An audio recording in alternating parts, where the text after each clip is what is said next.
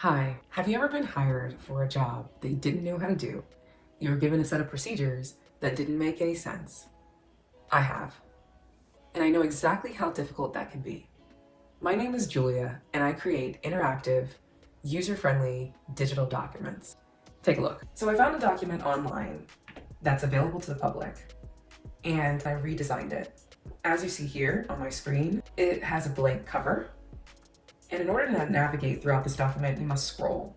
So we'll scroll down, and what we see here is the last time it was revised is back in 2002. Continue scrolling, and we end up at a form.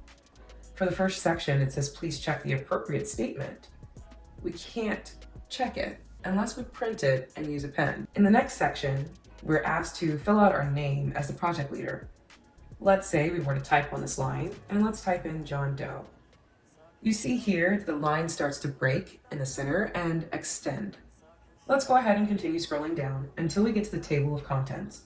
At the table of contents, we're not able to click around. In fact, if we are looking for, let's say, software inventory 2.2, that's at 2.1, we need to scroll down to find this.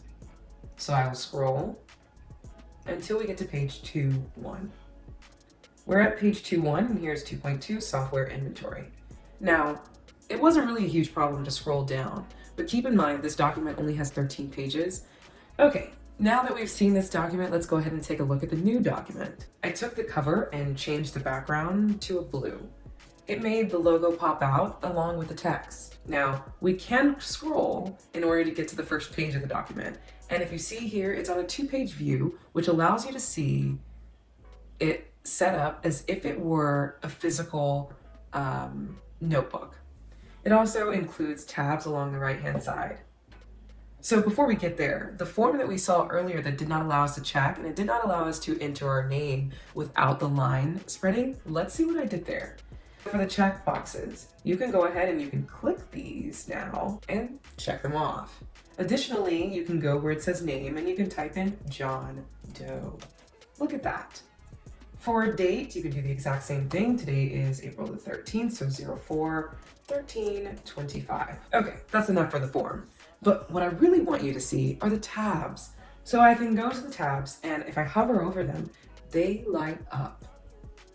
That's pretty cool. Okay, then we can click on each of these tabs and they take us throughout the document. The first part that I'd like you to see here is the table of contents. The table of contents is clickable. So if we want to go back to that software inventory that was on 2.1, well, it's on page 5 here, and all we need to do is click, and we're on page 5.